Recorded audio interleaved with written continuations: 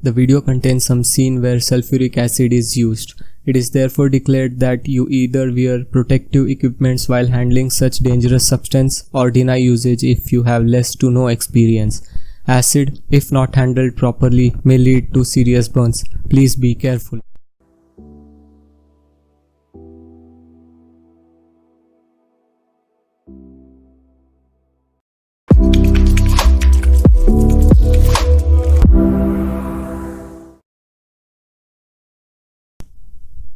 Hello everyone, you are watching ATOIQ, and in this video we will learn to repair a lead acid battery.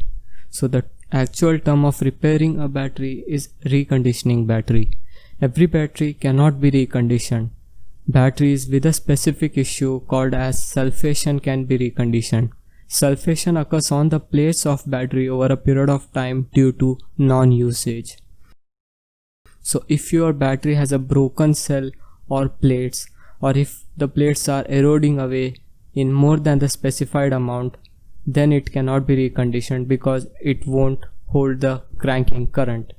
So if you have stored the battery for a very long time without using or charging it, then again it cannot be recovered. It's a pure garbage. Test the battery with a battery tester. If it shows pass, then you can recondition the battery, but if it shows fail, then you may not. So not every time does the battery tester answers this question. The best way is to put your battery to charge and then see whether all the cells are bubbling. If not, then you cannot recover it. This method may work only for gasoline cars as they require less cranking amps compared to diesel engines. Personally, I haven't tested this, but as in reconditioned battery, only about 75 to 80% of actual battery capacity is gained back. Now let's see what we require. So we require a baking soda dissolved in water, a battery charger. You can see my previous video or click the I button. Use an old bucket to drain the acid and neutralize that too. We are using baking soda to neutralize the acid inside the battery. Shake the battery a bit before draining the acid. Don't just drain the acid now, we have to perform some other tests before that. Open all the battery caps with the help of a plier.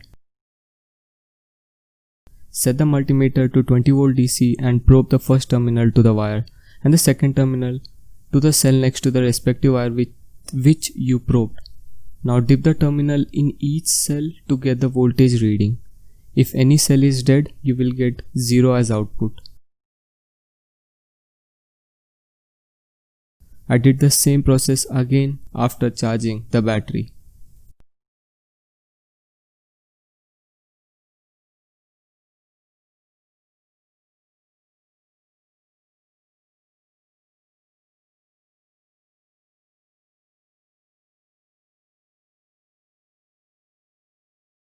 In this step, we get rid of the old acid and neutralize it. Place an old bucket and tilt the battery to drain all the acid inside. Make sure that your skin does not come in contact with it. Give it a gentle shake to drain every drop of acid. While shaking, if you hear any rattling sound, then the terminal plates might have become loose. Chances to recovering it declines if this happens.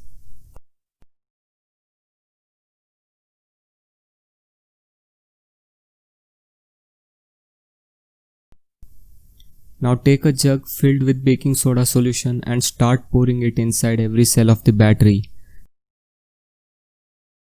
There will be effervescence produced, so don't breathe the gas. Fill it to the brim, shake the battery, let it react and drain it out.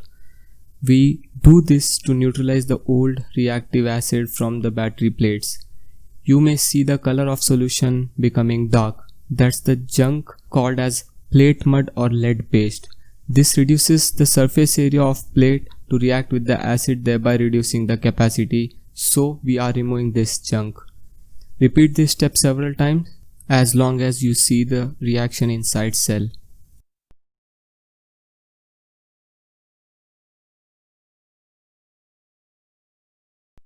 Now that we have neutralized the acid, there is still some baking soda present inside the battery.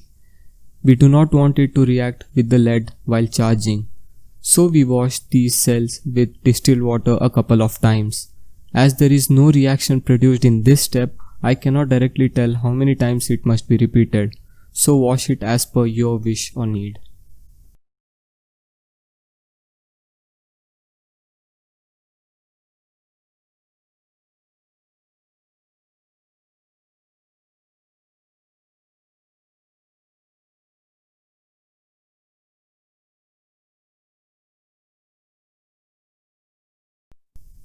We have thoroughly washed the battery cells, but we still don't know exactly whether it has cracks in the body.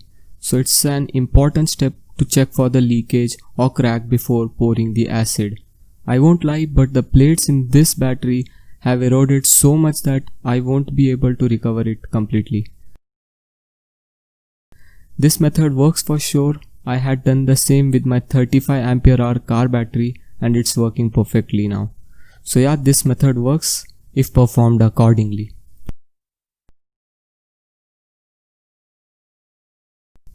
This is the acid used as electrolyte in lead acid batteries. It is known as sulfuric acid and its specific gravity, as written here, 1200 with no units. It's a dimensionless quantity. There may be still some trace of baking soda present inside the cell. So to neutralize it and create a proper acidic environment inside, we fill each cell with acid up to the level, wait and then pour it out. So you might be thinking that I am wearing glove only in one hand. Yeah, that's because you see this battery case is made of plastic and it tends to slip. The bottle too is made of plastic and it slips.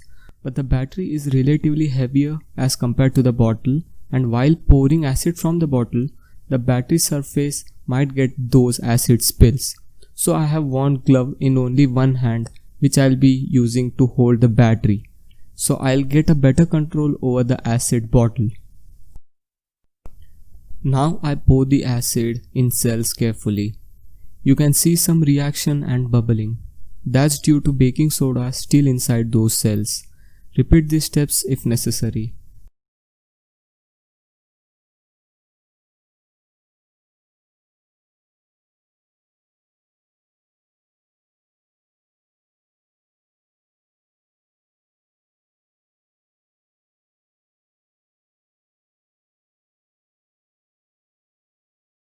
Just as last time, I'll fill the acid, cap them, shake them carefully and then drain it.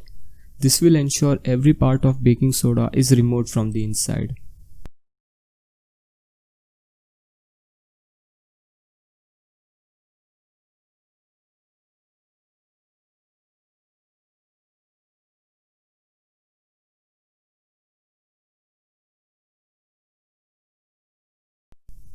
The cells are acidified now. I'll fill each cell up to the level and then cap them.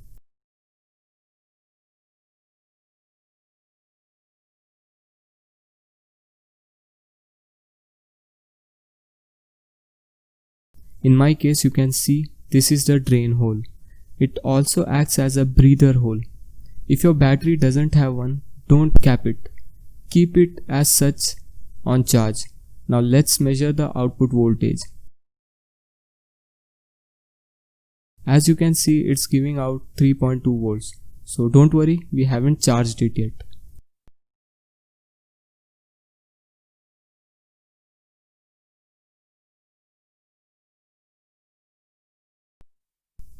So let's charge it. This is the same battery we have worked up till now.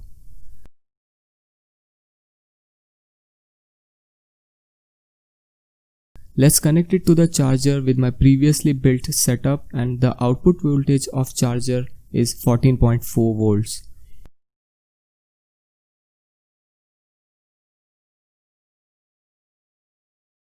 You have to keep it up to 8 to 10 hours on trickle charge to avoid overheating or heating in general. Don't keep it on a fast charger. This is the reason for breather hole.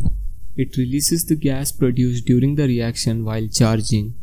If you cap it, the battery may bulge or burst. You can use resistors in parallel to limit the input current. After about 12 hours of continuous charging, you can see that I haven't connected any external power source or such. It was charging with this charger the whole time. Now let's measure the voltage with this multimeter. As you can see, it's 13.4 volts and slowly dropping. That's because lead acid batteries have full charge voltage of about 12.8 volts. I am connecting a load, in this case a car headlamp of 90 watts, and yep, it's glowing. You have to discharge it completely, recharge it, and repeat this cycle for about 8 to 10 times. This makes sure that the battery gets along with the new electrolyte.